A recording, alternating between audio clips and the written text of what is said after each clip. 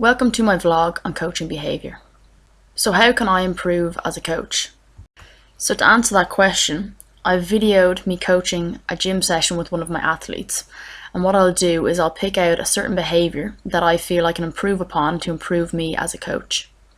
So what was highlighted to me in this coaching session was that when I was prescribing my athlete some new exercises, I found I went into too much detail in the first round of my athlete performing this exercise. I was overly descriptive and instructive before allowing the athlete to actually perform this movement for herself.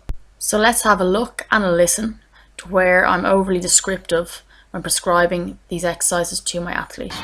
So we want a soft bend in the knee, and all the movement we're looking for is from the ankle. So if you think about flapping the ankle, hands in the hips, and all we're looking for is contact with the ball of the foot. So you see you draw the toes up towards the shins, and as you land you're looking to push into the floor and jump back up. So you can face the mirror, kind of like that. So hands in the hips, we go for about 20 of them. So it's really, good. Breathe out, drawing the toes up to the shins. There you go. And just about timing that contact with the floor. Push. Nice. You can relax when you're ready. Good. Alright, next we do. So as previously mentioned, the key behavioural change that I want to make or improve on is how overly descriptive I am when prescribing the exercise for the first time. So now I've identified a behaviour I can improve on, I want to see why this improvement will improve me as a coach.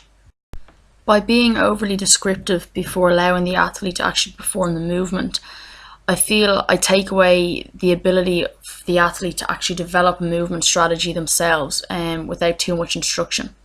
In turn then, with this overload of movement information, I found that the athlete wasn't able to naturally perform the exercises, and she was trying to perform the exercise specifically to my instruction.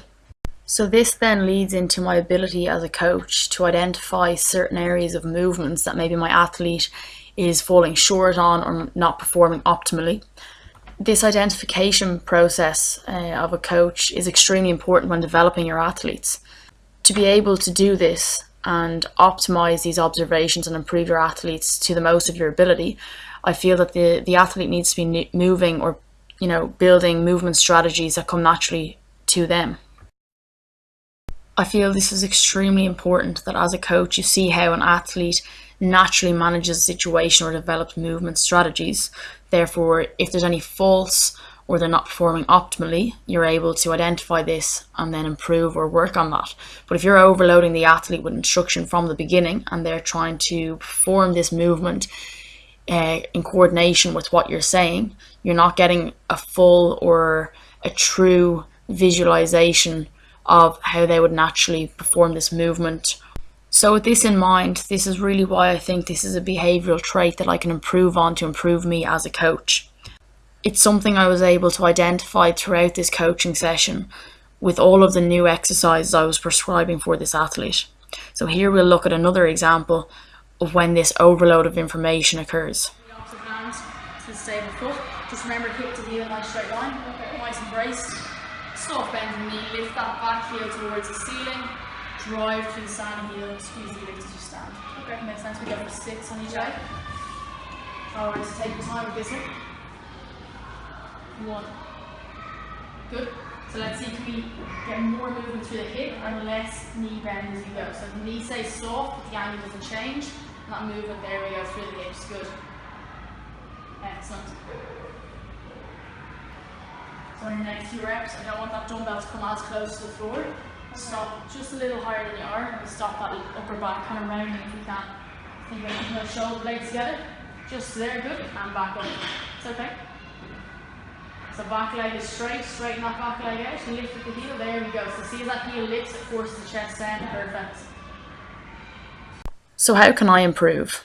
Moving forward as a coach, I feel I need to give the athlete less information about the movement. A demo is necessary so she has a visual idea of what the movement should look like, and maybe 1 or 2 key things for her to focus on, and then allowing her to perform the movement and develop movement strategies herself before intervening, and maybe giving her one aspect to focus on and to improve on, and then building from there. To sum up, I feel that by improving this behavioural trait, I will only improve myself as a coach and be able to further develop my athletes.